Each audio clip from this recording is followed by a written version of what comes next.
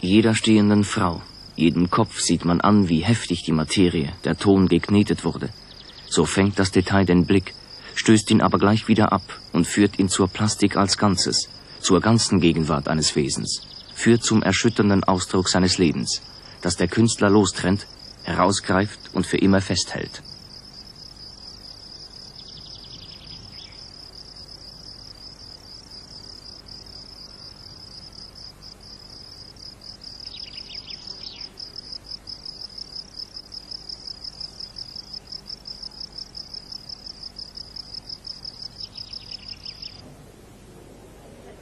(1962) wird Giacometti im Kunsthaus Zürich mit einer großen Ausstellung gewürdigt, die beachtet wird im Gegensatz zur Ausstellung 1950 in der Kunsthalle Basel, bei der keine 300 Besucher erschienen.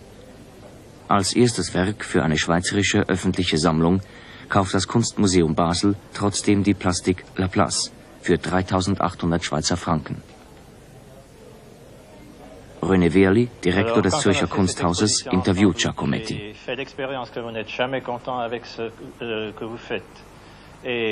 Ça m'amène à la question, pourquoi, au fond, faites-vous ce sale métier de peindre et de faire de la sculpture?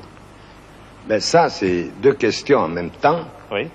C'est vrai que je suis rarement content, donc c'est pour ça que je continue à travailler. D'autre part, à mon étonnement, ce matin, par exemple, j'étais trop content de tout. Malgré tout, il y a quelque chose qui tient, que c'est un travail un peu valable et... Mais enfin, c'est un sentiment qui dure toujours très peu de temps. Hein? Oui. Auf die Frage über seine Arbeit nach dem Modell und den überlangen Figuren reagiert Giacometti amüsiert. Parce que, en fait, quand je recommençais à travailler d'après nature et que j'étais totalement incapable de faire ce que je voulais, c'est-à-dire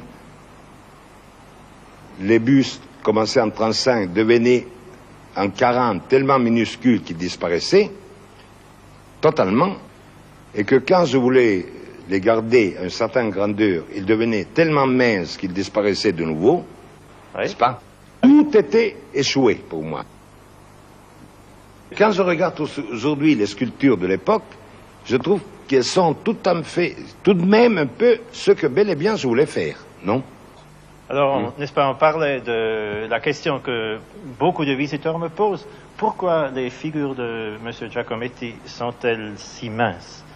Et surtout, puisque vous travaillez d'après nature, n'est-ce pas, pour le public, c'est difficile à comprendre. Oui, mais d'abord, celles qui sont si minces, elles ne sont pas faites d'après nature. Elles sont faites à mémoire, voulant faire au plus près de ce que je voyais. Mais tout de même à mémoire.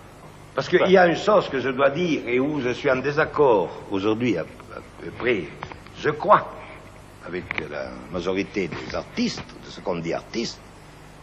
Moi, je me considère artiste, c'est un mot qui... Bon, c'est que pour moi, en tout cas, ça n'est que le sujet qui compte, n'est-ce pas? Mais ma sculpture, ma peinture... Qu'est-ce que vous comprenez par sujet? Le sujet. C'est-à-dire, je ne fais de la sculpture et de la peinture, non? Oui. Et du dessin? Pour dire, le dessin, bien entendu, mais dessin, aussi bien la sculpture que la peinture, c'est avant tout du dessin. Je veux dire, le dessin est partout. Oui. Vous dessinez dans trois dimensions, vous dessinez avec des couleurs, mais enfin, on pourrait dire que tout n'est que dessin. Pour moi, en tout cas. Pour vous, oui. Oui. Ça se sent tout n'est dans que vos... dessin. C'est ça c'est vrai. Oui. Tout n'est que dessin.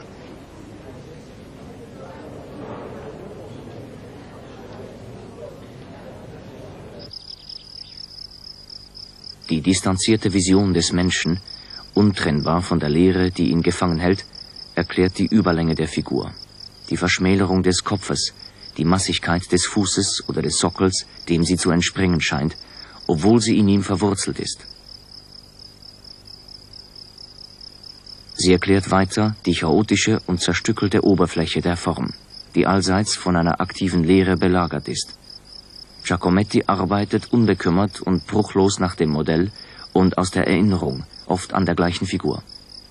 Mit diesen Büsten vom Kameramann Elie Lozar, seinem letzten Modell, seiner Frau und seinem Bruder Diego, treibt Giacometti die Idee der Porträtplastik am weitesten.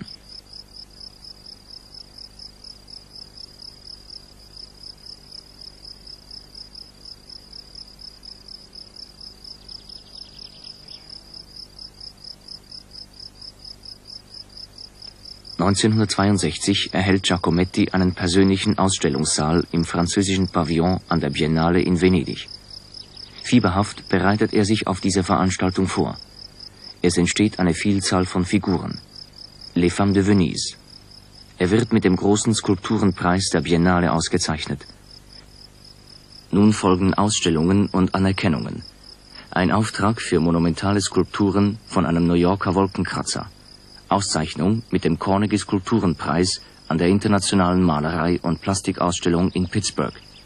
Große Retrospektive in der Tate Gallery in London. Ausstellungen im Museum of Modern Art in New York, im Louisiana Museum in Dänemark.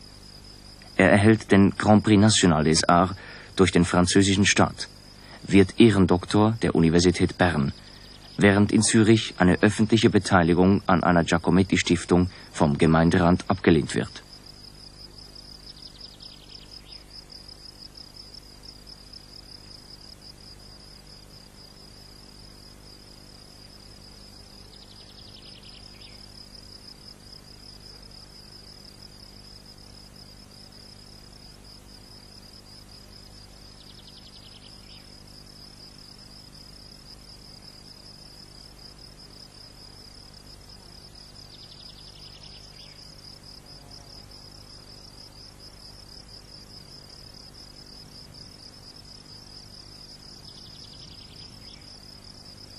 Im Hof der Mägd-Stiftung in Saint-Paul-de-Vence hat Giacometti eine Gruppe sehr großer Plastiken aufgestellt.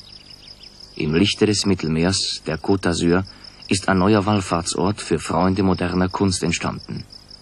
Wir finden hier Werke von Arp, Bonnard, Braque, Calder, Chagall, Giacometti, Kandinsky, Léger, Matisse, Miro, Dalcourt, Van Velde und weiteren Künstlern.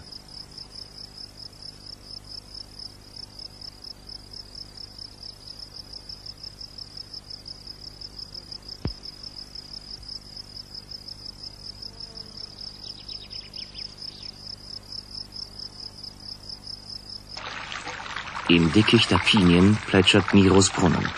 In Gartenhöfen, Wasserspielen und Wasserbecken stehen Monumentalplastiken zeitgenössischer Künstler. Die ganze Anlage, vom spanischen Architekten José Luis Sert geplant und erbaut, erfüllt die Funktion eines Museums und fügt sich ausgezeichnet in die Ursprünglichkeit der umliegenden Landschaft ein. Als Baumaterial hat Sert Bruchstein aus der Gegend, Ziegelstein und Beton verwendet. In einem mauerumfriedeten Gartenhof führt der Weg vorbei an Plastiken von Arp, Calder, Chillida, Ubac, Paul Bury und anderen zu Mosaikwänden von Léger und mit Mosaik ausgelegten Wasserbecken von Braque zum Eingang und Zentrum der Stiftung, dem früheren Ehrenhof, heute Cour Giacometti. Der Platz wird dominiert von Giacomettis großen Frauenfiguren.